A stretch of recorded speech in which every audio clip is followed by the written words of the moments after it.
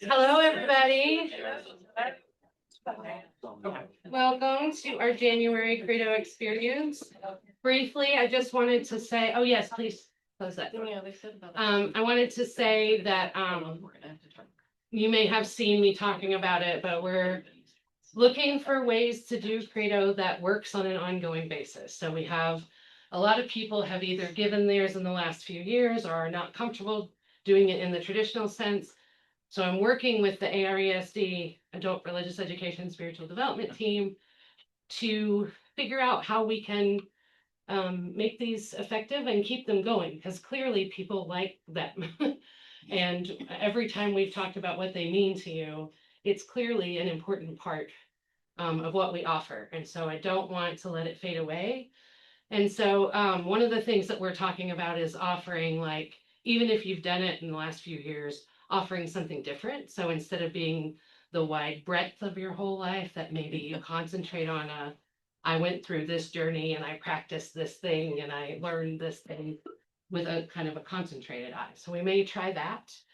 As always, if anybody is willing to do a Credo, please let me know. And if anyone wants to nominate anyone to do, please let me know. I find that sometimes people will do it when they have been nominated. So today we have Mike Love, who is originally from Buffalo, New York. He was raised, we have several people from Buffalo. From New York, Rochester. Oh, okay, or New York. Okay. Yeah. He was raised Catholic, but was no longer an active participant by the time he left high school. When he was in his college years, he sort of put spirituality and the question of religion on the back burner and moved to Charlotte in 1996. He became interested in spirituality with kind of alternative healing modalities, started an alternative wellness center, which he's going to talk a little bit about all of these things. And then recently completed a certification as a non-religious spiritual director, which he will tell you more about. Mike is a relatively new member of UUCC. He joined about a year ago and can be heard banging on his drum during drum circles, and is also a member of the Adult Religious Education and Spiritual Development team, and is also a co-facilitator of the Chalice Connections group, one of our small group ministry groups.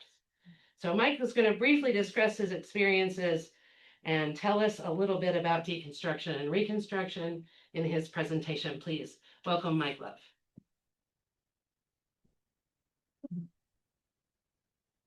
Thank you. Today I get to talk about one of my most favorite subjects, me. That's the joke. That's the joke. That's the joke.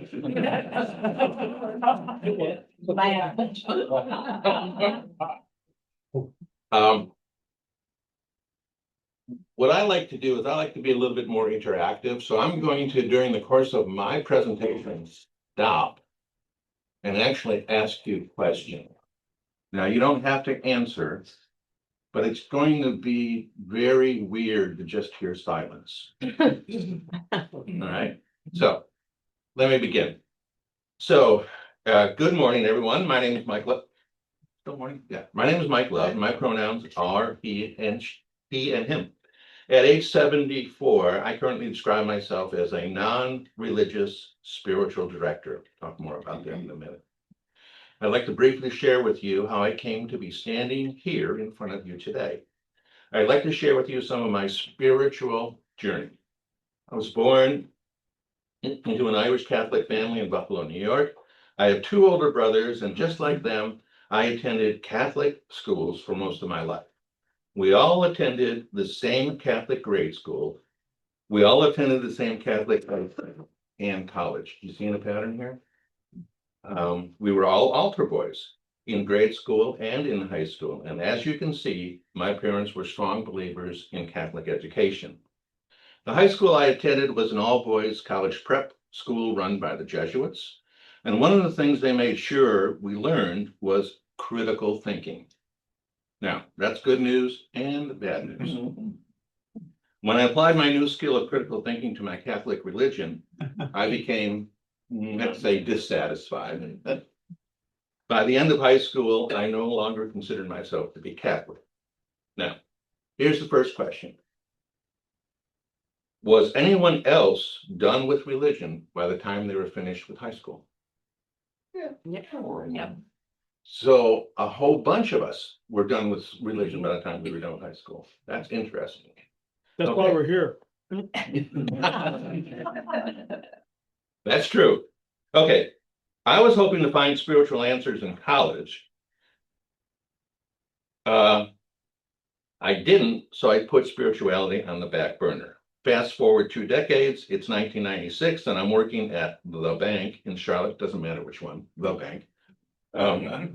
When Reverend Amanda asked me to share my spiritual journey with the congregation, I told the story of how a colleague of mine introduced me to metaphysical books. I immediately gravitated towards alternative healing modalities, and I found them to be interesting, so interesting that when I left the bank, I decided to open my own alternative wellness center that I called Phoenix Rising. It's going to get more woo-woo, so strap yourself in. During this time, I learned several alternative healing modalities like Reiki and quantum touch. If you don't, everybody's heard of Reiki, right? Yep. Okay, quantum touch is the American version of Reiki. All right. These modalities taught me about energy that moves through all living things. Some traditions refer to this as chi, others as ki, and others as prana.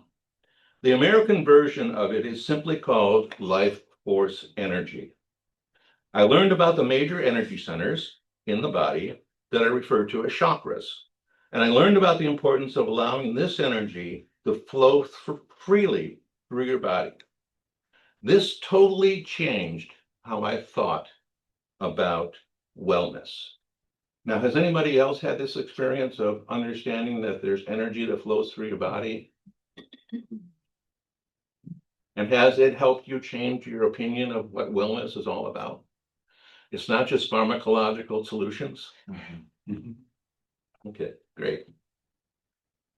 I closed the center after 3 years of operation, but continued to learn additional alternative healing modalities like hypnotherapy, cranial sacral therapy, and massage therapy. I am a licensed massage therapist. When I studied hypnotherapy, I learned about consciousness.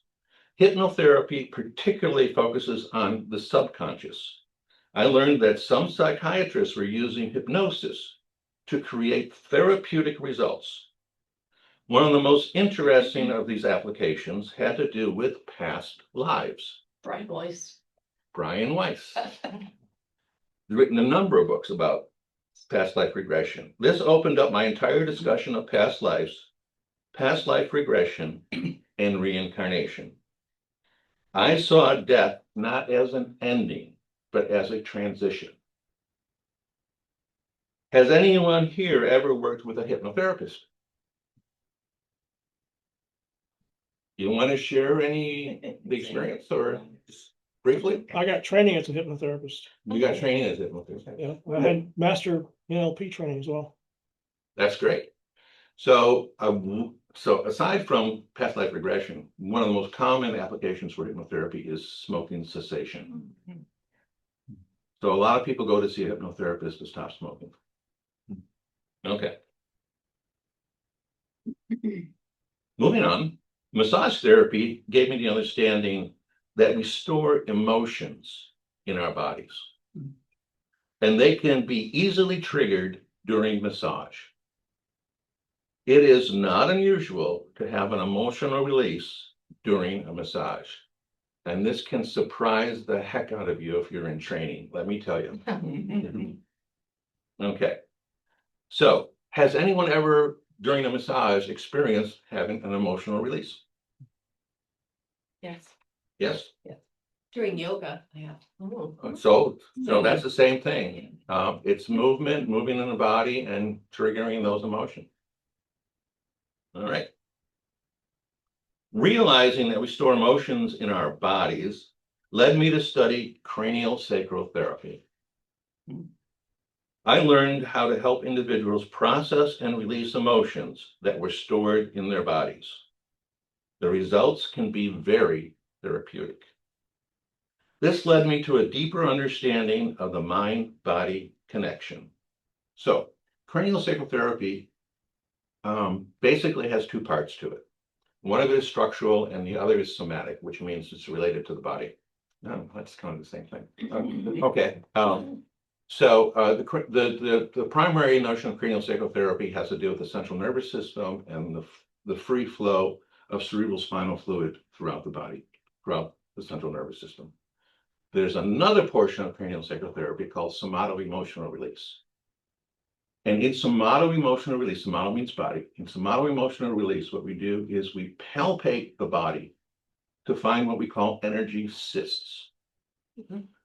And we refer to them as active lesions. It's kind of a weird name to call them, but we refer to them as active lesions. And it's the most amazing thing when you train yourself to be sensitive to the body and you invite the body to direct you, when you connect with the consciousness of the body, you can actually, this is the way I do it, I move my hands from head to toe along the body and I will be stopped and I will feel the energy in a particular place. Now, one of the most interesting things about this that I feel is interesting is, say you start from the head and you go down and let's say you go all the way down to a knee. And there's an active lesion in a knee. We stop there and you work with that active lesion. And it's about the client processing this emotion. It's not the work that I do. I just find out that this is where the active lesion is. And I invite the client to connect with it. And I invite the client to actually dialogue with it. And you can actually talk to it. All right. This is where it gets woo-woo. You can actually talk to it. And when you reach an understanding with it, it resolves and it lets go. Okay.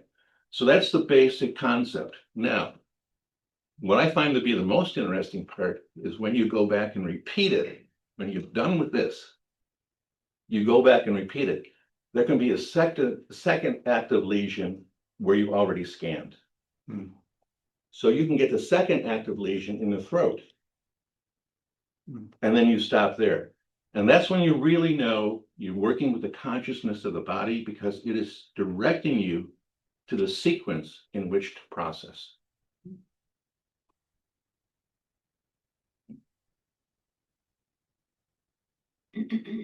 Okay, is that woo-woo enough? That's woo-woo. No. Okay. So I asked before if anybody had ever had the experience of having an emotional release during massage or yoga. Has anybody had any somatic work done? There's several different types of modalities that actually go in and help you connect with the energy that's stored, the emotions that are stored in the body. Anybody ever had that done? Okay. All right, moving along. I was in private practice for many years until COVID hit. Then I changed my focus to the internet. One morning about 3 years ago, my son-in-law shared with me that he was going through deconstruction of his faith.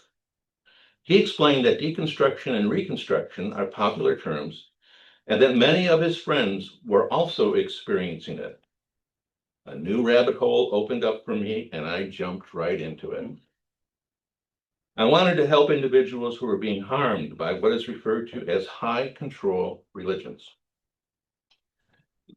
These are not just the type that you normally think of as cults, but also regular neighborhood faith-based communities that were highly controlling.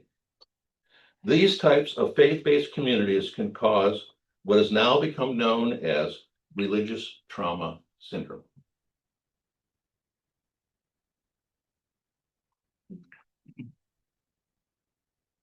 So the question I have now is, can anyone relate to having left a religion that was high control?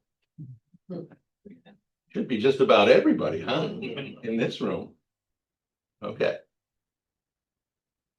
I decided to enroll in an 18-month non-religious spiritual directors certification program through the Center for Non-Religious Spirituality. This program specifically teaches techniques for accompanying individuals who are going through deconstruction and reconstruction. I completed that program in the spring of last year. Since then, I have co-created an online bi-monthly mini lab called Deconstruction Reconstruction with the founder of the center. As a facilitator of these online sessions, I meet regularly with people from around the world. I've come to believe that most deconstructors face similar issues. The number one issue that I find is a loss of community. The second issue, number two, is the loss of personal meaning. Okay, so these people are really in a dark place. They rapidly embrace nihilism, which is a belief that there's no meaning at all. And they really need to have some guidance in how they can move through it. And the third issue that they face is separation from family. Because the family is probably currently still in the old religion and is praying for them. Okay, the reason I joined this community, this congregation, was for community. I truly believe that the Unitarianism offers a soft landing for anyone who is going through deconstruction and reconstruction. It's just a perfect solution for these people who are looking for community. It offers community, and that is what seems to be needed most. What I learned from joining the Unitarian Universalist community here in Charlotte is that I benefit from being in this community.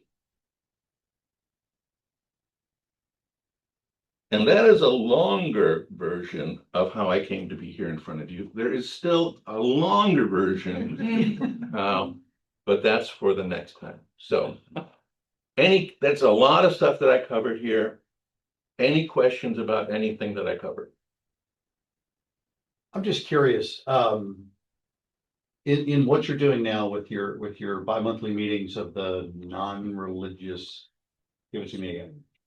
Non-religious spirituality, mini lab. So, one of the things that we read about and we talk about is, like the rise of people who are, maybe they call themselves nuns or others.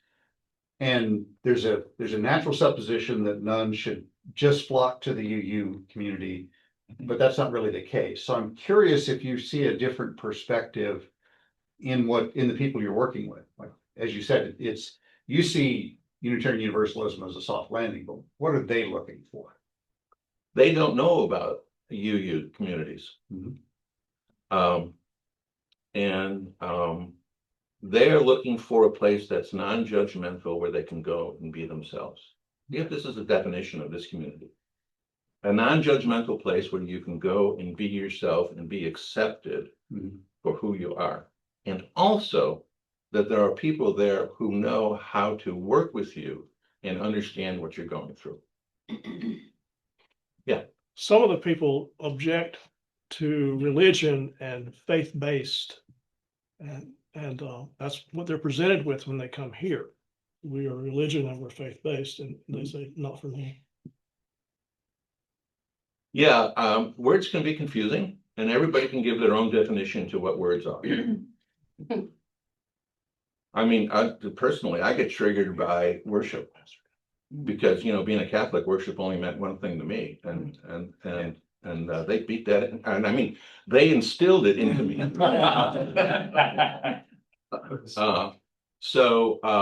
Yeah, I mean, words are very important. Obviously, that's what we're using right now, and words always mean something different to an individual. Yes, sir. I'm curious about, you said that you see death as a transition. Can you explain that a little more? Oh, okay. How much time do you got? The short version. Okay, the short version is if you're working with somebody and they believe that they are having visions from living as a peasant someplace in Europe Mhm, that they've never been to. mhm. And as a result of having that vision, they understand that they died of an arrow wound to the neck. They got shot through the neck with an arrow. Just by going through and having that vision and connecting with that vision, their lifelong pain that they've had in their neck can go away. Oh, wow. And you don't do anything more than that. Hmm. They come out of it. So that's what Brian Weiss's book is about. Mhm. He started working with a woman who had chronic pain, and he regressed her to a prior lifetime. And she saw what she needed to see there, and the chronic pain just went away. Okay, now, if you're experiencing that, how do you then define what death is? I mean, if you're in a therapeutic situation with a patient, with a client, we call them clients, not patients. If you're in a therapeutic relationship with a client, and they're having this experience and they're getting the therapeutic result from it, it's easy to believe that it's real. Mhm. And if you start believing that it's real, then you have to redefine what death is, a transition. Great question. Yes. So the skeptic in me says, presumably this happens to everybody, not a select few. And we must all have been recycled multiple times and died various painful ways. Why do a few people have vivid memories and or pain reactions as opposed to, man, every part of me hurts because in one life, my head got cut off, and in another life I was crushed by an elephant or whatever. It Good. feels to me like our minds shaping a story, which I think is the most powerful and beautiful thing we do, is create stories that give us meaning. But I'm trying to figure out the mechanics if this is really real and universal. Okay.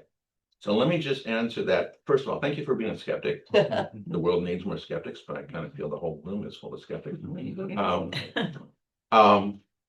So the story of reincarnation is a pretty big rabbit hole to jump down. So you have to account for everything. Why are people born into advantage? Why are people born into disadvantage?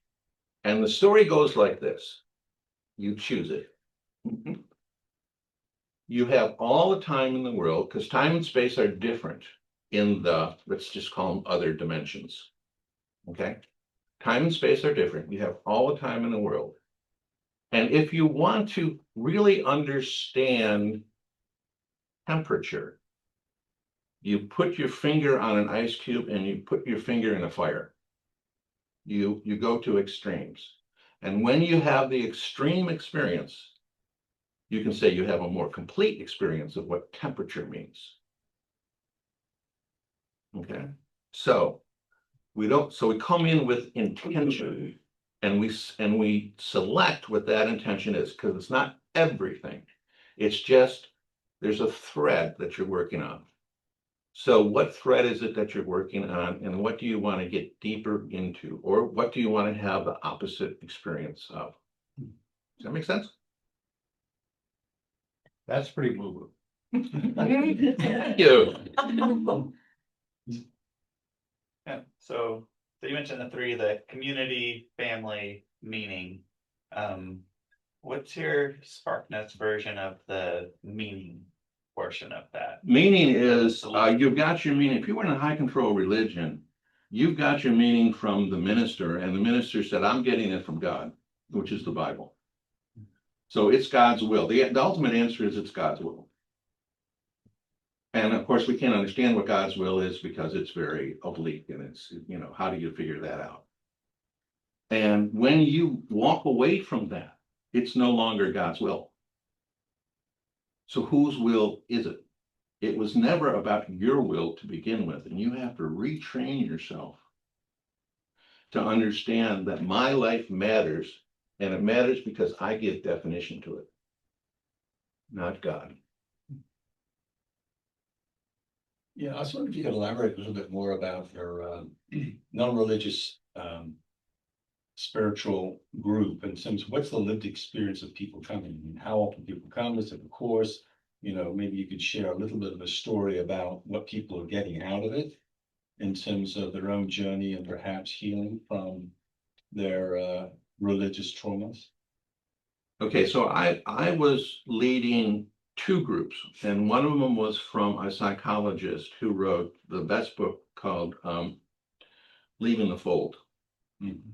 And it was written a whole long time ago in 1993. And the people that came to her group were actively recovering from trauma. And we're not trained, I'm not trained in helping somebody actively recover from trauma. I'm not a psychologist. I'm trained in identifying when somebody is experiencing trauma and recommending them to a trained professional. Okay. What people come to the second group that I'm involved in right now for, from all over the world, is community, because they're isolated. Right. They're totally isolated. They come and just share. It's a non-judgmental place. And it's just, you know, we've been doing it for probably 8 months now, and everybody gets to know each other, and they invite them new people in. So it's a spiritual anonymous group.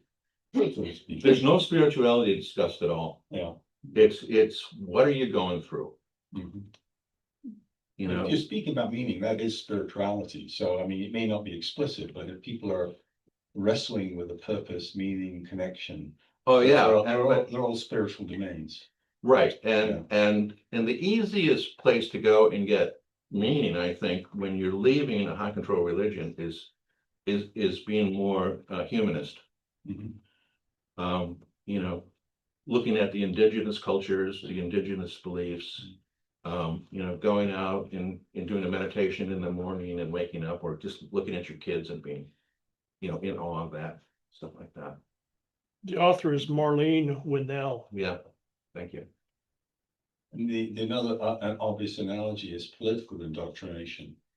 You know, we're living in a cult of Trumpism, where, you know, 30% to 40%. Some of us are resisting that, though. What I'm saying is, what can you learn from your experience of these witnessing that might enable some people to be able to, the soft core Trumpies that might say, maybe this is a form of trauma.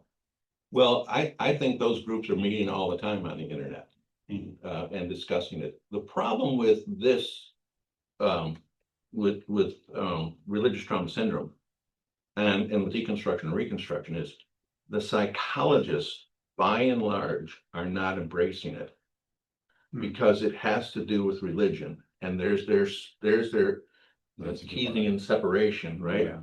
Between religion and Spirituality. and- Right. no, between religion and the physical body. Yeah. Okay. Yeah, Tom. Have there been any efforts to quantify the release from trauma or peer reviewed or anything like that? Well, Marlene has written a number of papers that have been in peer review groups about religious. She actually coined the term religious trauma syndrome. And she wrote a very good article that appeared in a British journal in 2006 or something like that. But they are resistant. They don't want to go near it. Yes, sir. Young man. How would we get 10 million Unitarians? Go out to the crossroads and welcome them in.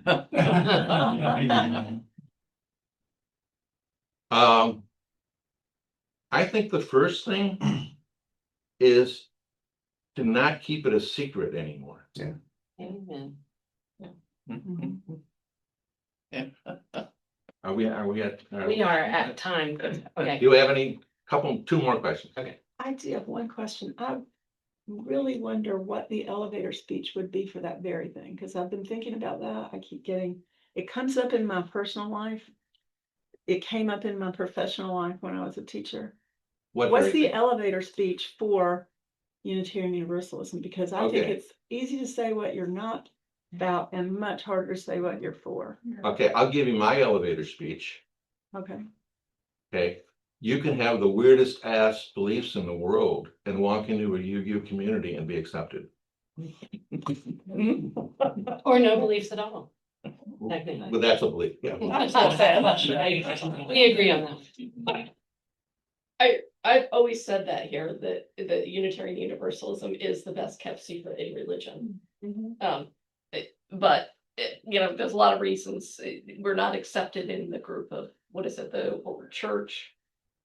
They don't recognize us as a religion, but we also sometimes do a horrible job of promoting ourselves as well. But it's interesting, and speaking of Brian Weiss, did you read his book, Lessons from the Masters? Oh, of course. Right, and it's interesting because in your journey, I'm thinking of that, and all of it, you ended up coming back to exactly what the lesson from the Masters was, and all those past life regressions was, we're here for interconnectedness and relationships. And Yep. exactly what they're looking for. Let me just see if I can just tie a bow on this thing. There's a lot more I could talk about. Okay, so I mentioned briefly the other dimensions. Well, that other dimension is typically called the fifth dimension. And a lot of woo-woo people are saying that the Earth is ascending into a fifth dimension consciousness. Okay, and what that means is the doors are open to connect. When you incarnate, only a part of you comes here. The rest of you is back there. And that connection stays for your entire lifetime. And most of us don't know it's there. So we don't go looking for it. But if you go looking for it, you can find it. And I believe that part of the fifth dimension consciousness is understanding you've never been disconnected from your soul level consciousness. And that's where I'm going to end that. Thank you very much. Thank you.